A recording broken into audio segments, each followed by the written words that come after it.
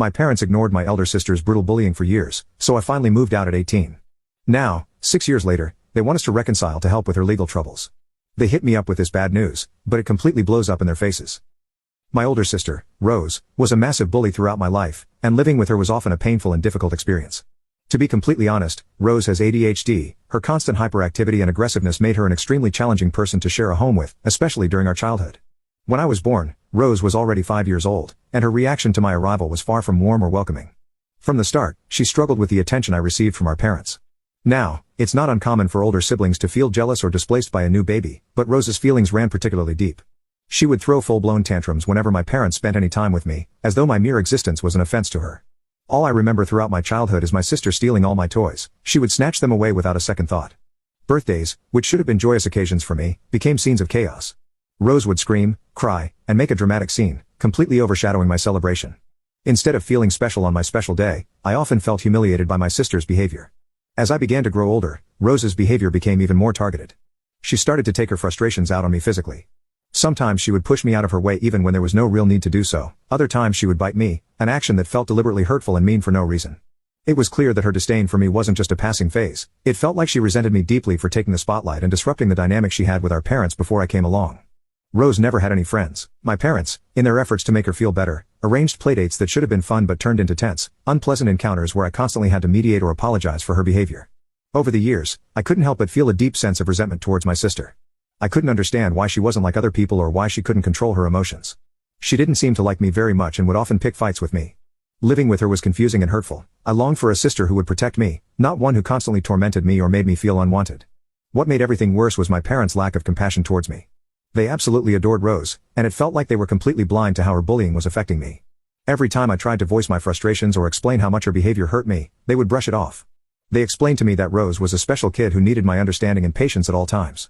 Even though I was younger than her, I was the one expected to accommodate her needs and moods, even when it came at the expense of my own happiness. I remember when I turned 13, I spent days begging my parents, trying to convince them to make it a special trip just for the three of us. After a lot of pleading and negotiating, they finally agreed. The plan was set. Rose would stay with our grandparents for 3 days, and I'd finally have my moment. But when Rose found out, she threw a massive fit, crying inconsolably for hours, yelling, throwing things, and even getting in my face screaming threats like she would kill me for trying to take our parents away from her. Honestly, it was terrifying and overwhelming to see her anger directed at me with such intensity. Instead of standing up for me, my parents began pleading with me to let Rose come along with us.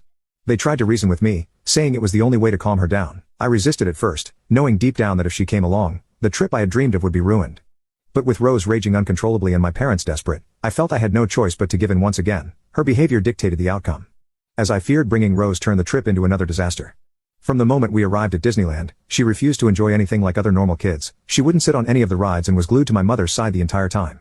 She constantly complained about feeling overwhelmed by the crowds and how much she hated everything. Her screams and cries quickly became the focus of everyone's attention, drowning out the excitement I had been holding on to for weeks. Within just 2 hours, Rose was pleading with my parents to take us back to the hotel, completely unraveling what should have been a magical day. In the end, my parents had to split up to make the situation somewhat manageable. My mother drove Rose back to the hotel while my father stayed with me so I could at least try to salvage what was left of the day. While I appreciated my dad's effort, the entire experience felt ruined. Instead of the joyful and carefree celebration I had imagined, my birthday was once again marked by Rose's needs and tantrums taking precedence. I know my parents truly did their best with the cards they were dealt with, but it was painfully obvious that my sister's needs and priorities always came before mine. Rose demanded their attention 24/7. No matter what I did, I was always an afterthought. While they believed they were doing what was right by helping Rose, it often left me feeling invisible, as if my needs and feelings didn't matter compared to hers. By the time I turned 17, I had reached my breaking point with my sister's constant bullying and my parents' constant ignorance. I started dreaming of freedom, of finally living a life where I wasn't overshadowed by my sister's needs or my parents' expectations. I began applying to colleges, deliberately focusing on ones far away from home. When my parents found out about my plans, they were furious. They didn't understand, or perhaps refused to see, why I felt the need to leave. They urged and practically begged me to stay in our hometown. They argued that Rose needed me, that I was her sibling and had a responsibility to be there for her. I argued that I did not care about Rose and that I would continue applying to faraway colleges no matter what they felt. This is when my parents revealed that the real reason they wanted me to stay was because of their plan. After their retirement, they intended to travel and enjoy their lives while expecting me to take over 100% responsibility for Rose. They told me how they had been sacrificing their lives for years so it would eventually be my time to step up. First of all, I had never been consulted about my parents' long-term plan, nor had I ever given them any reason to believe I'd be willing to take responsibility for my sister. Secondly, I had no intention of becoming her caretaker. I wasn't her parent, and I felt it was unfair and unreasonable for them to expect that from me. So I expressed this clearly as possible. I suggested that they could still enjoy their retirement and go on cruise trips without my sister if they made other arrangements, such as hiring a full-time caretaker or teaching Rose to be more independent at least for a few days at a time. My mom argued back that Rose would never be comfortable with a caretaker and insisted that she required 24/7 monitoring, which could only be done by a family member, meaning me. My dad agreed, going as far as calling me selfish for not agreeing to their ridiculous plan. Their comment stung deeply. As if that wasn't enough, my dad then revealed that the whole reason they even had me, their second child, was so that I could eventually grow up and take care of Rose in the future. I froze, my mind reeled as the weight of that revelation settled over me. I stared at them in silence, my eyes wide with disbelief.